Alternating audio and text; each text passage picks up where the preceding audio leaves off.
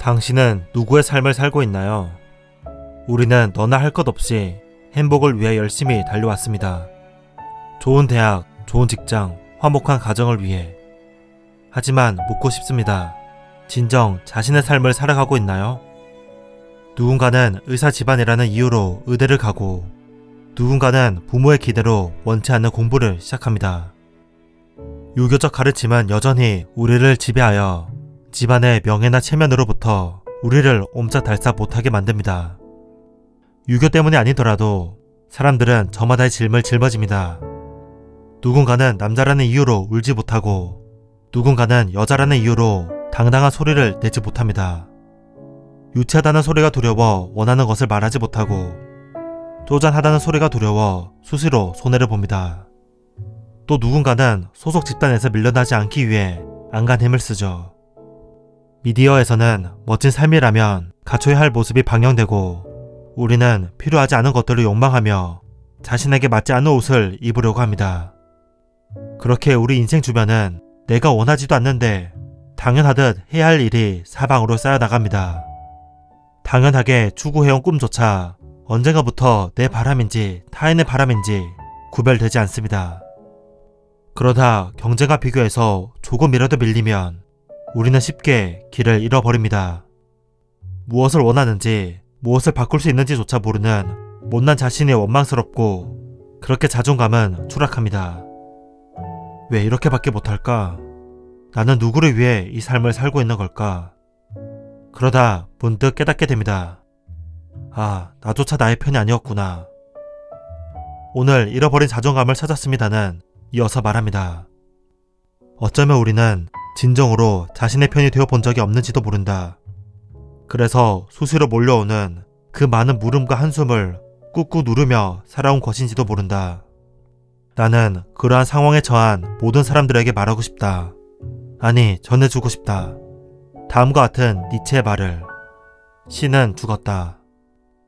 자존감을 얘기하는데 갑자기 신은 죽었다니 무슨 말일까요?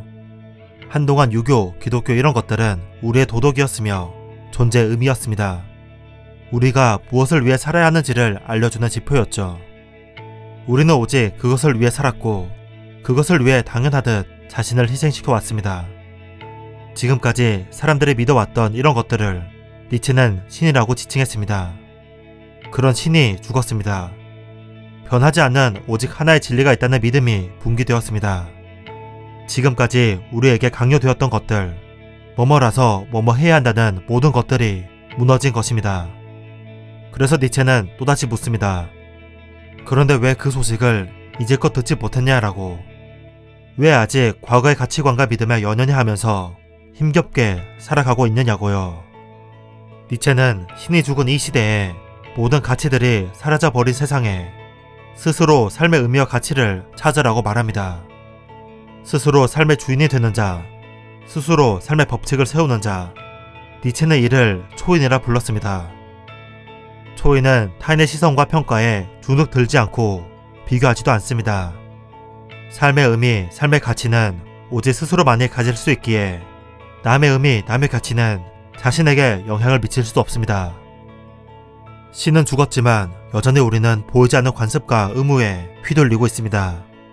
신의 그림자가 여기저기 남아 있습니다. 그림자는 우리의 진정한 욕구를 왜곡시키고 원하지 않는 삶을 당연하듯 살아가게 합니다. 그렇다면 초인이 되려면, 초인처럼 세상을 보려면 어떻게 해야 할까요? 오늘 잃어버린 자존감을 찾았습니다는 니체의 사상을 이어받은 심리학자 칼 로저스의 사고방식인 섬 사상을 소개합니다. 간단합니다. 우리 자신을 하나의 섬으로 여기면 됩니다. 나는 하나의 섬이고 다른 사람도 하나의 섬입니다. 한 사람 한 사람은 각자 타고난 환경과 성향, 매 순간 부딪히는 인생 경험들이 너무나 다르기 때문에 결코 같을 수 없습니다. 간혹 다리를 놓고 교류할 수는 있겠지만 우리는 따로 떨어진 섬입니다. 더 간단히 얘기하면 나는 나고 너는 너야 라고 말하는 것입니다. 많이 들어본 말이겠지만 우리는 스스로에게 이 말을 해주지 않습니다. 나는 나, 너는 너라는 생각이 자리 잡고 있으면 자연스럽게 내가 가진 생각과 행동들에 대해 당당해집니다. 눈치를 보거나 주눅들 일이 없어집니다. 상대방의 생각도 맞을 수 있지만 내 생각 역시 맞을 수 있기 때문입니다. 남이 나를 어떻게 생각하는지에 대해서도 연연하지 않아도 됩니다. 그 누가 나를 업신 여기로 해도 그것은 기껏해야 그 사람 하나의 관점에 불과하기에 크게 마음을 쓰지 않게 됩니다. 모두가 나를 좋아하거나 반겨주기를 원하지도 않게 됩니다. 그런 것은 애당초 가능하지도 않다는 것을 잘 알고 있기 때문에 상대를 더 이해하게 됩니다. 내가 맞을 수 있지만 타인의 생각도 맞을 수 있기 때문에 반박하거나 틀렸다고 하지 않고 그 사람의 사정을 가늠하게 됩니다. 삶을 되돌아보면 우리도 모르게 우리를 옭아매는 것들이 있습니다.